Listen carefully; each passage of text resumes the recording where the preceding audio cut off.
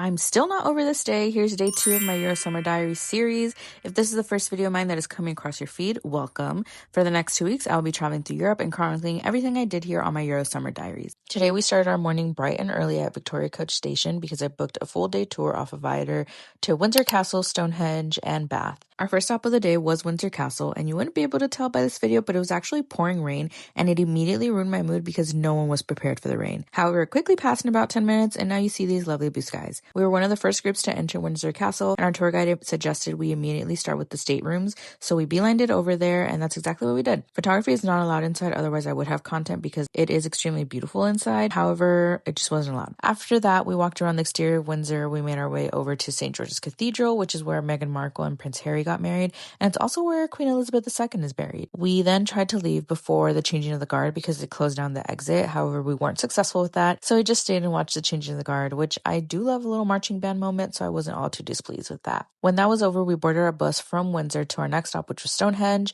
This was probably the part I was most excited to see because a lot of people say they feel some type of spiritual, mythical feeling.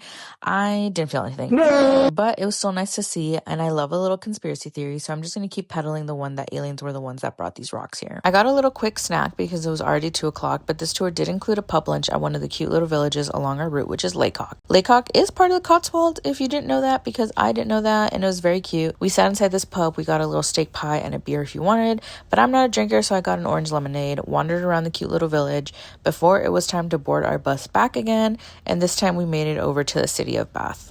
Bath still has some original Roman baths, however, I didn't want to pay to see that, so we ended up just strolling around the city instead. We went into a bookstore and also a perfume store, which I did end up buying something for myself and then just admired the scenery.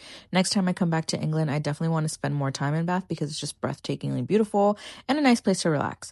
After all that is said and done, it was time to make our way back into London. It was about a 2.5-hour drive into the city. It was about 9 o'clock when we got back, and we did have reservations at Dishoom, which is a popular Indian restaurant, and it really did live up to the hype.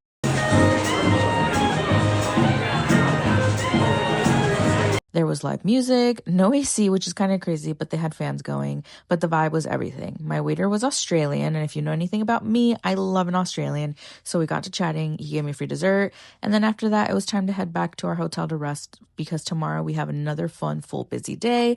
Thank you so much for watching. I'll see you next time. Bye!